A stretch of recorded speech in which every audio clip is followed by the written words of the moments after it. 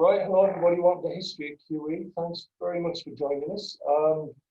We're going to have about a half-hour session and we're going to talk you through a little bit of general information first, and then we're going to open things open to questions. If you've got any questions, just hang fire, we'll ask lots of questions and we'll try and answer them as best we can. My name's Gary Darby, I'm a history teacher here at QE. Hey, I'm James, we'll just give it a minute before we start. I can half see the attendees number up there. We've got an impressive number joining us tonight. Thanks for your time, everyone. But if we'll just give it a few seconds, really, for anyone else to kind of filter in, then we're good to go, really. We're just going to tell you a little bit about the courses. 2 courses on offer, you can see behind us. Run through some general info about history. And then, as Gary says, take any questions you've got. That might be the bulk of our time, really, answering questions that you guys have got. There is a Q&A button on your screens. You should be able to see that. Just use that whenever you've got a question, but best wait till we're done with the info about the course. We might answer your question before you pose it. Okay. Okay. Well, perhaps the most common question I get is, what do we study in history here at QE? And if we can just deal with that first of all, because yes, someone called Ben's already asked us, so we'll deal with that. Yeah, right, no problem, Ben. That's coming your way. Now, there are 2 options in history. Now, this is the same A level. It's the same qualifications, the same exams. It's often taught by the same teachers. But at QE, you have a choice of 2 different periods. So you can choose which period interests you most. If you wanted to, you could go back to the 1500s and 1600s and do what we call Tudor history, or you could do modern history if that's something you're interested in. Either is fine. You can't do both, but either is fine, and they're both really fascinating topics in their own right. Okay, but again, same course, same qualification. Let me tell you a little bit first about Tudor history, if I can. Tudor history, there in the first year, you would study the Tudor monarchs. So you would you'd start with Henry VIII, we'd look at Edward, the boy king, Mary the First, and Elizabeth. You'd also look at a guy called Martin Luther, a German monk who split the church in 1517. And then in the second year, you would go on and look at the witchcraft, and you would look at case studies of witch trials from Salem, Massachusetts, to North Berwick in Scotland. Matthew Hopkins, the witch finder general, really fascinating topic there. So there's much more to Tudor history than just the Tudor monarchs. It's some great stuff. You also do an element of coursework in Tudor history in the second year, and that links back into the Tudor monarchs and looks at controversies in history. You have to write 4,000 words.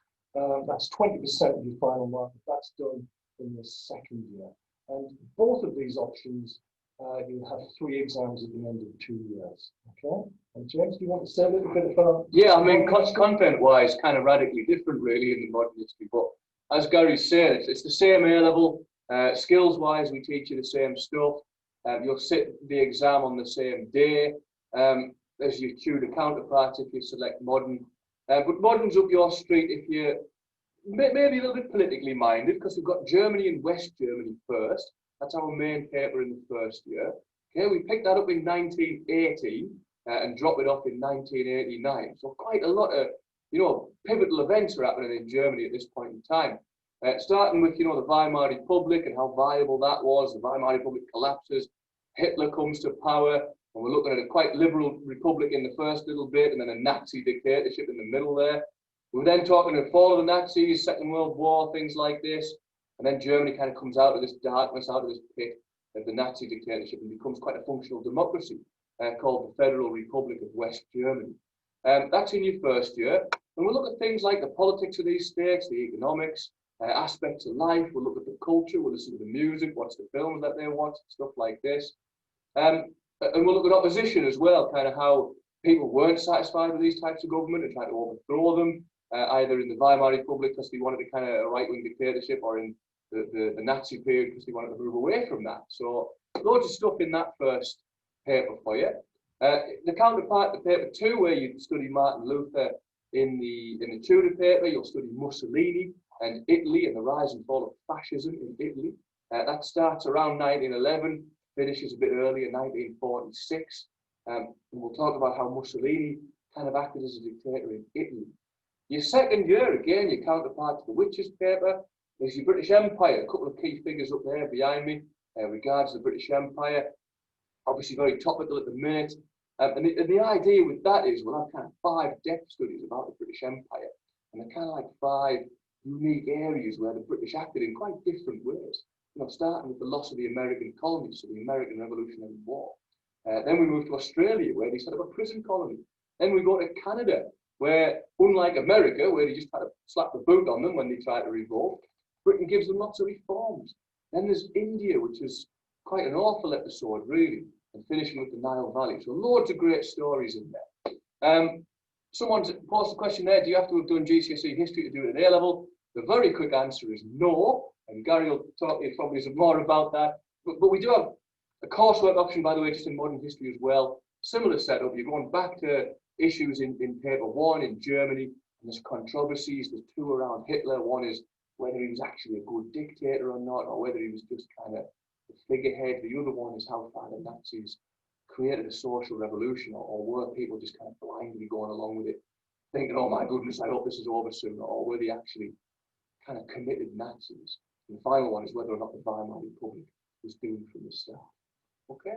Okay, so 2 fantastic options. Same A-level, you get an A-level history at the end of this, but you get to specialise in the period that really interests you most. And we feel that if people are engaged and enjoying it, you will do better as well. Okay? Yeah, regardless of whether you've done, you know, GCSE history, just if you enjoy it and you're up for this content and you think you've got something to bring for it, go for it and pick the period that you're going to enjoy the most, I would say. If you were in a time machine, you know, the keys to TARDIS, and you know, decided to go back to the 1500s or the 1900s, which would you prefer? Maybe that's your answer as to which one you should choose.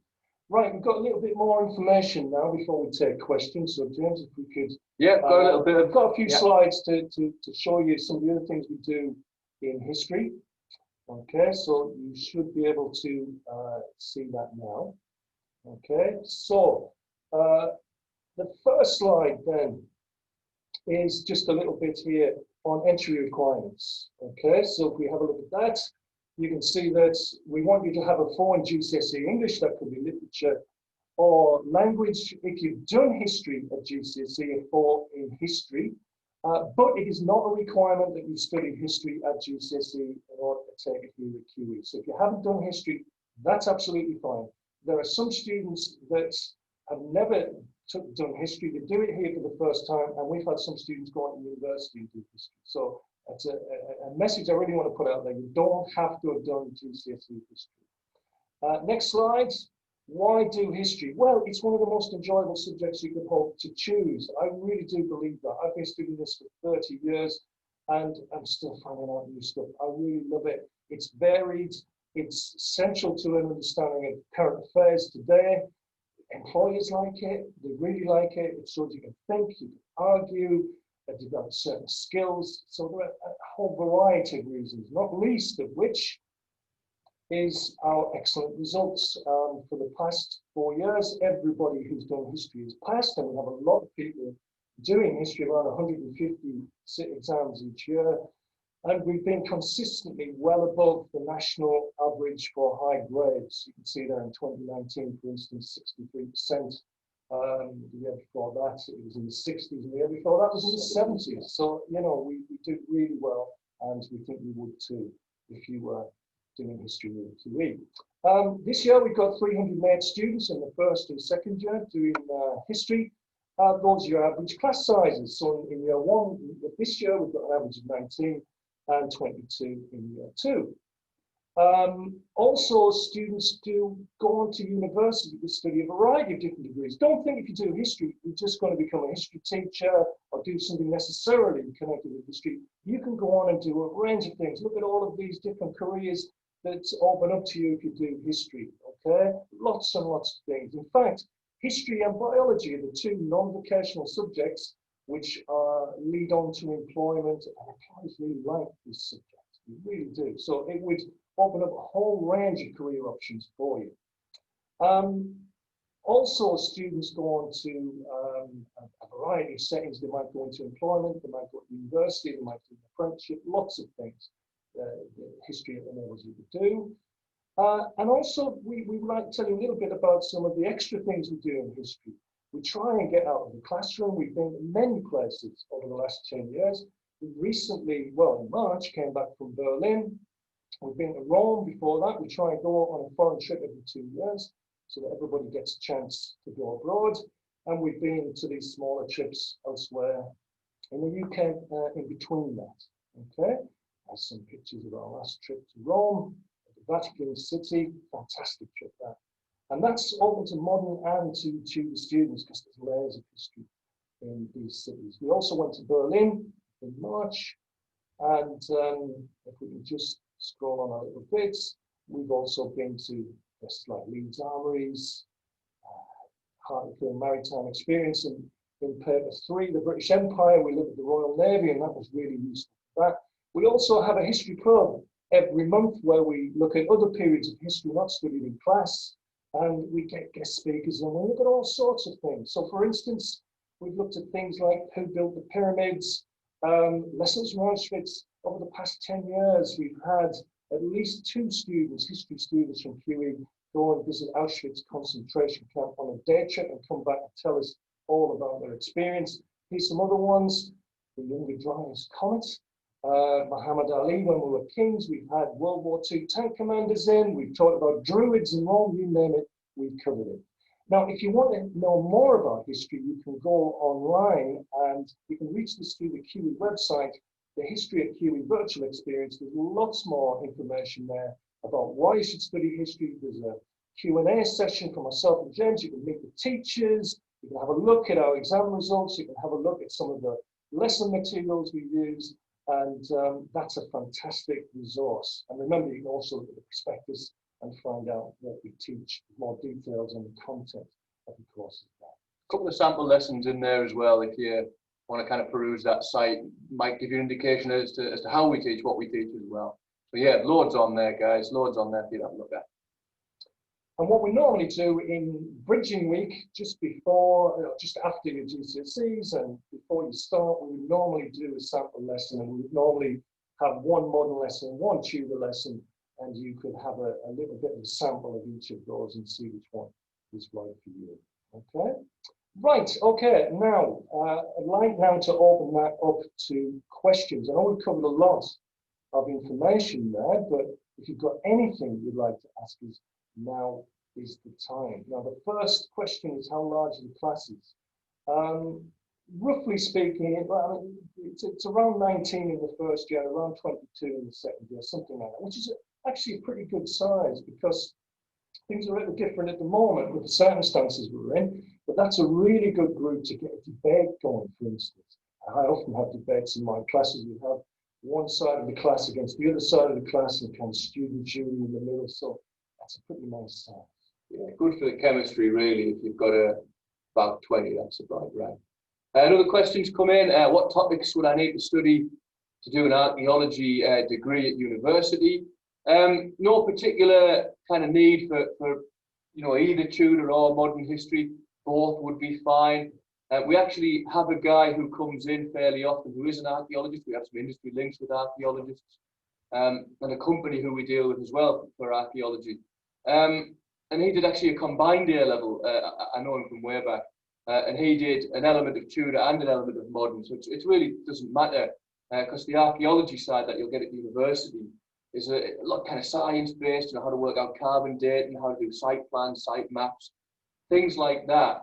And hopefully if you come here, you'll be able to hear from people like that who've done that. It's also, and I know from him that it's an in-demand kind of subject at the minute, archaeology. He says there's enough work just for his company at this moment in time. There are not enough archaeologists, trained archaeologists in Britain to cover this workload. So, at the weekend, me and Gary are going to get some spades out and go and help him out.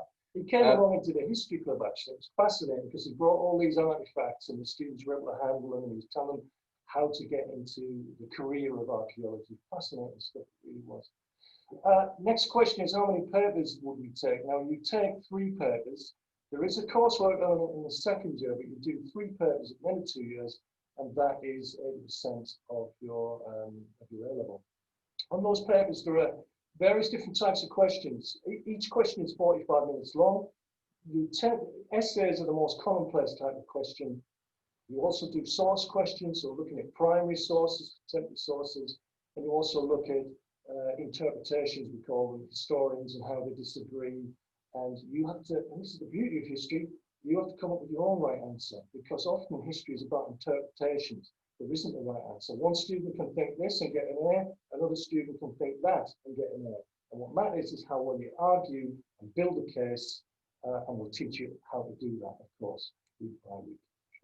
Yes, that kind of answers to what type of exam questions are there as well.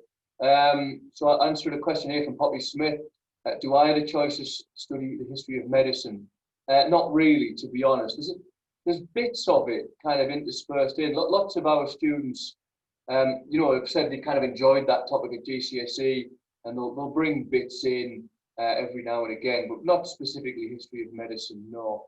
It's in there a little bit with Australia every now and again. Luther, a little tiny bit. Yeah, I mean, Not that's an really overlap any- with yeah. some of the stuff that's done at GCSE. But what I would like to say is really that in many respects, a lot of what you're doing will be brand new. And, you know, sometimes people do the modern history course and they've done Weimar Germany and they think, oh, well, you know, I have a bit of a head start in Weimar Mexico. And that's true to a degree, but we look at it in more depth and more detail. But then we're on to the West Germany and the FRG. And, you know, Mussolini and fascist Italy is new to people, as is the British Empire. So there's lots of new stuff, and we broaden your knowledge of history, you know. So, Sorry, Gary, No, just coming on the back of that, this question that's come in, would you recommend modern history if you've already done Germany? Up to 45 at GCSE. I still would recommend it if you enjoy it. That's where I would go. Lots of my students currently at the minute, we're debating the Weimar Republic and the golden years of the Weimar Republic, and whether they deserve that title. We actually, Gary mentioned in past debates, we've got one tomorrow and another Friday, about this central issue. Was it golden, or was it kind of a facade? You know, is it like an onion when you peel the layers back? Actually, it's something else. And some of the guys in my block 5 are telling me, you know what, this just isn't something we did at GCSE. We just kind of got told that, yeah, Stresemann was fantastic and the economy was booming and America pumps Germany full of cash, you know, with the Dawes plan. And they didn't have that extra layer to it. Ultimately, look, that's what A-level history is about. Your interpretation, evidence interpretation, arguing. We want you to enjoy your exams, believe it or not, because you should. We want you to go in and argue your case. And if you've got historical opinions about any kind of possible questions that might come up, you might enjoy constructing a case and showing how much you've learned over the time. And a very quick answer to Holly there, how many marks are on the questions in the papers? That one's dead easy, to be honest with you, Holly, because they're all 20 markers, with the exception of your coursework. Your coursework is 40 marks. And every other paper you do, every other question in each paper, there's 3 questions paper 1, 2 questions paper 2, and 3 questions paper 3. They're all 20 markers. Okay, so they're extended pieces of writing. this kind of links in with the next question, which is about, you know, the same type of questions from GCSE. There will be some kind of overlap there, particularly if you've done Edexcel, Pearson, that's the board that you do. So, you know, if you're used to looking at a source and its origins, its nature, its purpose, you know, its context and provenance and so on, then, yeah, I mean, it will be similar, but of course it's more difficult. This is a step up. It's A-level. Just one thing I want to say about the Tudor history and modern history as well. It really doesn't matter. I'll echo what James said. Do what you enjoy. If you do what you enjoy and you do what you're good at, you'll probably succeed. And it really doesn't matter which one. I mean, the Tudor history would show you a wider breadth of knowledge. It would be a change. It would be different. But ultimately, you get a history A-level at the end of it. And there's politics involved. You know, there's religion involved. It's, you know, there's a huge overlap between the two. Is it easier if you've done GCSE history? I wouldn't say so. No, I mean, I think, you know, we will train you to do well in the subject. People who haven't done GCSE history do fantastically well. And, you know, at first you might think, well, people have got a little bit of an advantage, but that soon is not the case, and people are more or less on a level playing field. So I wouldn't say it's a problem at all. Something to point out to you there as well, whoever it is asking that question. The website we were talking about just at the end of the presentation there actually contains what we call bridge resources, kind of bridging the gap between GCSE and A-level. And we kind of recommend our students, you know, when we kind of first meet them, you know, we'll poll them and say, right, okay, who's doing GCSE history, who hasn't, who's done this topic, who hasn't. And we might just say, look, here are these resources. They're just easy digestible resources, just for the background information on the topics that we're going to study. So feel free to make use of that resource. It's a free resource for you to access at any point in time you like. If you're thinking about coming to QE, feel free at any point in time. There's one question just before it disappears at the top of the screen there, Hannah. Sorry, we haven't forgotten you. How many hours of work are there in a history in a week? Typically college and homework. So you've got 5.5 contact hours, but then we ask you to do about 5 hours really minimum, to be honest, outside of your lesson. You have 3 subjects, you select 3 subjects. It's kind of like full-time equivalent, you know. If you had a full-time job, you'd be doing probably more hours in reality. That's kind of the bare minimum, but we also give you loads of extension material, loads of extra resources. I hope you can tell this today, but me and Gary absolutely love history. All the history teachers do. And we want to share that love of history with you. We'll give you as much stuff as you want to kind of take the subject beyond what's just expected of you in the classroom, if you like. There's no limit really, other than what you can take. But that's the limit. We also would train you in the skills that you need to do well in the exam. So one of the lessons that we do in a week will be what we call a skills lesson, and we would focus there on mark skills and essays and planning and, you know, how to write a source question and structures. So again, if anybody hasn't done GCSE this week, that you all get trained in the same way. It's kind of sorry, just worth pointing out these skills lessons as well. I kind of feel like they set us apart because myself and Gary are both seasoned examiners as well. So it's not just what we think the exam board want, it's what we know they want. So you can kind of have confidence in them as well. And it's if you look back at that presentation, if you go on that website I'm telling you about, look at our results. It's borne out in the figures that we're getting there. To be honest with you, sorry. Yeah, well, we've had a few questions about combinations of subjects and what can you study with history. QE, the timetable we have works really well, and you can combine more subjects. Most students can combine any combination of 3 subjects that they want, generally speaking. And somebody's asked, does it go well with psychology? We have many students who do history and psychology. I mean, there are some obvious fits, you know, I mean, history and politics. A lot of people do history and law. When I did my A-levels many years ago, I did English literature, history, geography, law. That were my 3. History and geography. So any combination is absolutely fine. And history as an A-level is really well regarded. So as I said, it shows you can think and argue and debate.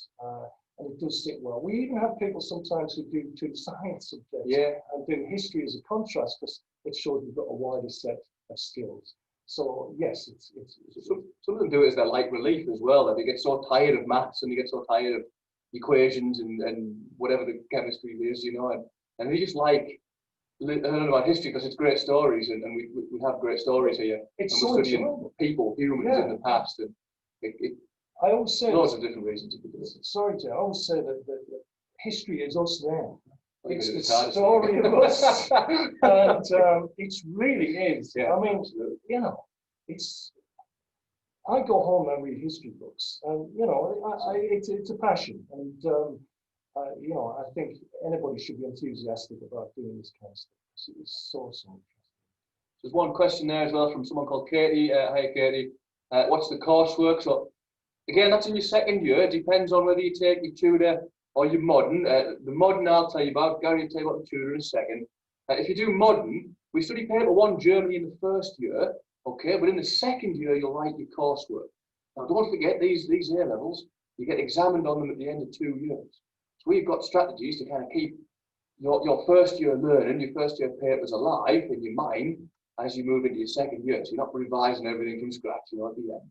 So we ask you to go back to Germany in your 2nd year. So you're constantly keeping Germany and the things in Germany alive in your 2nd year. The questions I did say in the PowerPoint there, but if you didn't catch them, you've got the Weimar Republic and whether or not it was doomed to fail. So there's historical controversy there. Some people like me think it was viable, it was a great republic and it had a chance. And then other people, pessimists, say maybe not, you know, the constitution was too broad. The second question is, was Hitler a weak dictator? So you've got this image of Hitler, you know, this like Star Wars emperor, you know, he controls everything. That's just the image. Is it just image? That's the question. This is again coming away from the GCSE. We're now peeling back those layers, peeling back that onion. And really, he was quite lazy. You know, used to get out of bed at like 1 in the afternoon. He was often watching films directed by Goebbels, who was the propaganda minister at the time. Not really doing paperwork, not really doing government work, that kind of thing. And the final possible question is hugely interesting to me, intellectually so, is whether or not the Nazis created the social revolution. Because we look at all the pictures, you know, people cheering Hitler doing the Nazi salute, but we can't see inside them. And that's fantastic to me, trying to figure out what those people thought.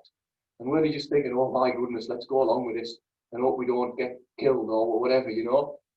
Or did Hitler convince a lot of people that Nazism was the way forward? Didn't like it enough to believe it in their heart, you know? So that's the 3 questions for your model.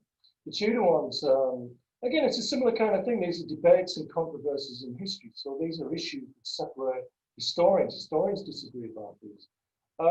In Tudor history, in the first year, you would look at Henry VIII and his divorce to Catherine of Aragon, and then Anne Boleyn, and what eventually triggers the so-called break with Rome and the English Reformation. The first question focuses on what the English people felt about those big religious changes. Did they want it? Was it imposed by Henry? That's the first one. The second one concerns a rebellion, huge rebellion in the north of England in 1536 called the Pilgrimage of Grace. And Henry, you know, was really worried about this. He couldn't crush that rebellion to begin with. Eventually he does, but he has to kind of make a deal with the rebels first. The question there is, why did it start? What were the main cause that made 30 to 40,000 people in the north of England rising rebellion against the king?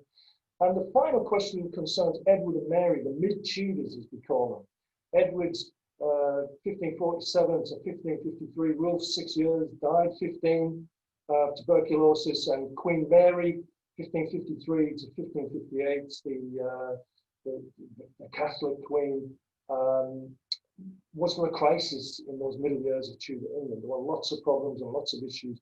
Whether crisis is too strong a word, that's the debate. Now you would write between 3,000 and 4,000 words on that. Sounds a lot, believe me, it isn't. No. You would have to read and research proper history books, articles and chapters from proper history books. A real, you know, it's a challenging thing to do, but an enjoyable thing to do at the same time. And in some ways, something that would pay huge dividends if you decide to go off to university, you know, that kind of research skills that we develop in coursework in secondary, really invaluable. Okay. Another question there, Gary, do you want to field that one? Or? Well, I would just say that whichever course you sign up for, it's a 2-year course, and you know, you do get exams at the end of 2 years. So think very carefully and do your research really.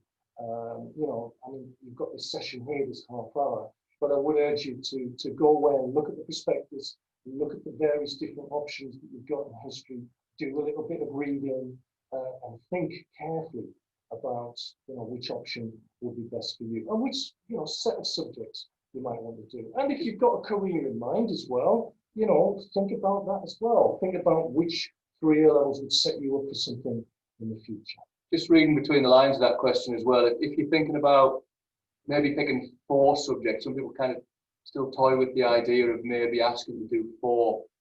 Universities and us, to the greater extent, would much rather you left us and went to university with 3 years, rather than kind of spread yourself too thin and have, you know, 3 Bs and an AS in something that you were kind of half-hearted about, or you weren't too sure whether you wanted to do it or not. Okay, so a couple of minutes left. Anyone? 45 attendees. That's fantastic. Thanks again for joining us tonight. 1 minute left now. If you've got any questions at all, no matter how minor you think they might be, please feel free to ask. It's no trouble at all, really. Just to say as well that myself and James are here. We both teach modern history. We both teach Tudor history. There are also, well, we have 4 other teachers as well that are teaching history this academic year. So, you know, it's a big department. Lots of students do it here at QE, and there is a reason for that, because it's popular and it's successful. Why would you think we would choose QE? It's awesome. All right, it's awesome. No, seriously, it's fantastic. I mean, lots of universities kind of say this, and they say you can really tell the difference between a student who's maybe stayed at like a school 6th form and you've gone on to university. That step is enormous. You know, from a school where you've got to call your teachers, sir and miss and all this.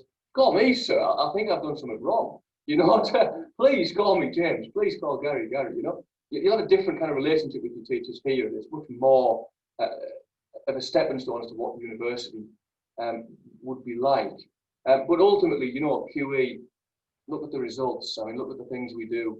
I would wager you won't find, you know, more passionate teachers than what you'll find, regardless of what subjects you want to pick, than the guys you're going to find here. I mean, I've been here for over 20 years, and it's a wonderful place, and it's got a fantastic reputation, and that's very well deserved. James, you've been here for 7, but you yeah, I was here before as a student, though. So yeah, so no, that is a vindication of how much I love the place. You know, how I find myself back here as a teacher later in life is still a bit beyond me, to be honest. But and I'd love to come back. You know, as students have been here, you know, I mean, if you're able to, you know, if you've got any siblings that have been here, then, you know, the people speak highly of this place. And, you know, we would say that, I know, but we really do believe it. And I think history is a fantastic subject. I know I'm biased, I mean it, and I do hope that you choose to do history and that you join us next September. Now, I think we're out of questions. So I guess it only remains to say thank you to James, and thank you to you for joining us. I hope we've answered all your questions, but if you do have any more questions that occur to you after, you're welcome to email us here in college. My email, gdarby@qeliz.ac.uk. Equivalent for me, jstubbs@g.qeliz. However, if you go onto that website, I know I keep rattling on about it, but obviously that's kind of a way that we can keep in touch between now and hopefully you join us when you're ready to do so. Our email address is on there as well, as are some of the unit teachers as well. So if you've got anybody else, you know, anything else you want to talk about, anything you want to ask about, or you want to do some sample lessons, there's some kind of pose challenges in the sample lessons and say, email me your thoughts. That's fine, no problem. Go ahead and use that website as a means of keeping in touch with us until you maybe, hopefully, you know, in front of us one day. Okay? Okay, well, that's everything. So thanks for joining us once again.